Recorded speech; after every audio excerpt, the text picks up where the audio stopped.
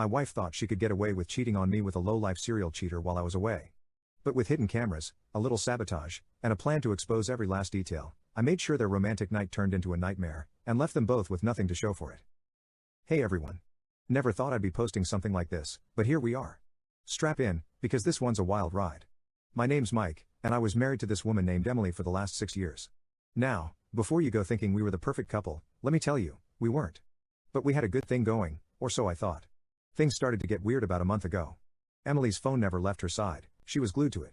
Every ping had her scrambling for it, smiling at the screen like she'd just won the lottery. She got real secretive, too.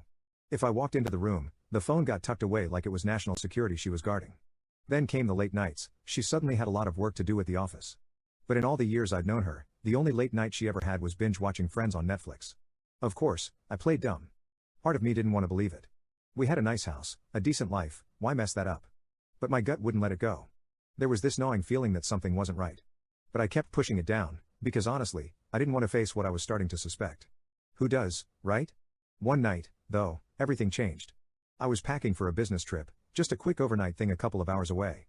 We were sitting at the dinner table making small talk, and she was a little too chirpy, like she was excited for me to leave. That's when it hit me, her whole vibe was like someone waiting for a package they'd ordered, except I was the one leaving, not her. Later that night, I overheard her on the phone, whispering like she was a teenager sneaking out of her parents' house. Now, Emily was never good at keeping secrets, so it didn't take much to put two and two together. I caught bits of her conversation. She was saying things like, tomorrow night's perfect, he'll be gone, and my personal favorite, don't worry, we'll have the place to ourselves. Real subtle. That night, lying next to her, I couldn't sleep. I felt this cold, simmering rage building inside of me, but I didn't say a word. I needed to be smart about this. I wasn't going to blow up and give her the chance to cover her tracks. Oh no, I had a plan brewing. So, there I was, lying in bed next to my wife, who clearly had other plans for the next day. I could have confronted her then, thrown her phone across the room, and demanded to know who she was sneaking around with. But no, I was too pissed for that. I wanted to hit her where it hurt, the element of surprise was going to be my weapon. I wanted to watch her get caught in the act, no escape route, no half-baked excuses. I decided I wouldn't be going on that business trip after all. The next day, I told my boss I needed some personal time off. Luckily, he's a real stand-up dude, and he gave me the green light. My next move was the electronics store. I dropped a small fortune on surveillance gear, cameras, hidden microphones, and a setup to monitor it all remotely. I wasn't about to mess around. If she was going to invite her boy toy over, I'd have a front row seat to their disgusting little rendezvous.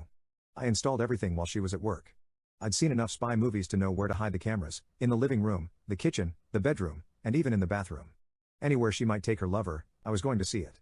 I wasn't just planning to sit back and watch this dumpster fire happen. No. I wanted to throw a wrench, or rather, a laxative, into their little love fest. See, we had dinner plans that night before I was supposed to leave for the trip. I made sure to prepare the meal. I slipped the most potent laxatives I could find into her food. Petty? Yes. But when your wife's planning to cheat on you in your own home, I'd say all bets are off. That evening, we sat down to eat, and Emily was glowing. She must have thought she was so slick, so clever, playing house with me while secretly plotting to bring another man into my bed.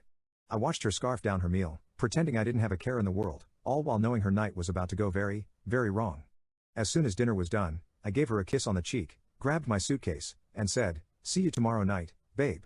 She waved me off like the dutiful wife she pretended to be, and off I went. Except instead of driving to the airport, I drove about 10 minutes away to a hotel. I set up my laptop, connected it to the cameras I'd installed, and waited.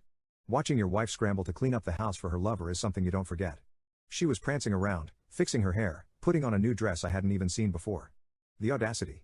Then the doorbell rang. There I was, sitting in my hotel room, watching Emily rush to the door like an excited schoolgirl.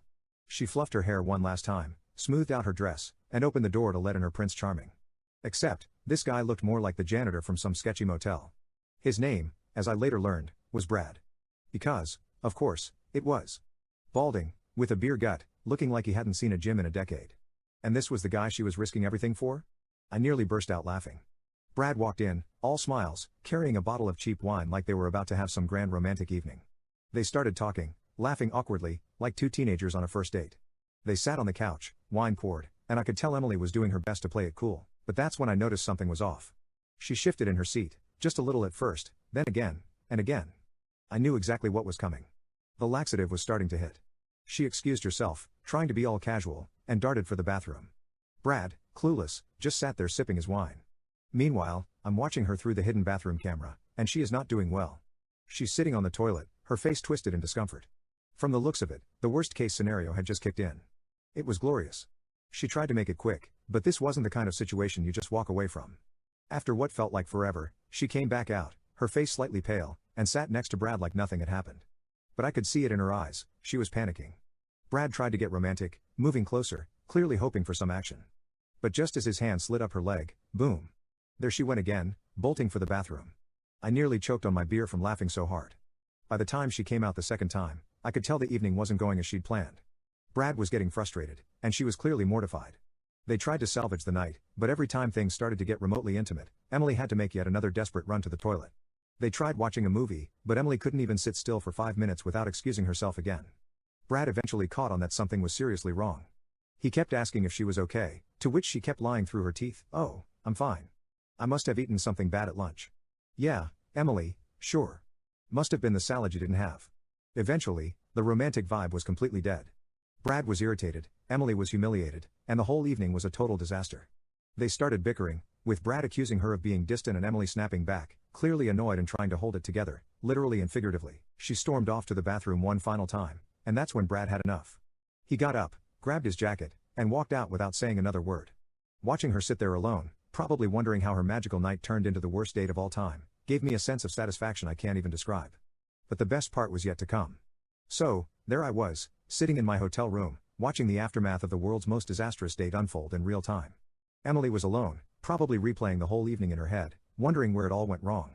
Meanwhile, I was grinning ear to ear, knowing full well that the laxative was my handiwork.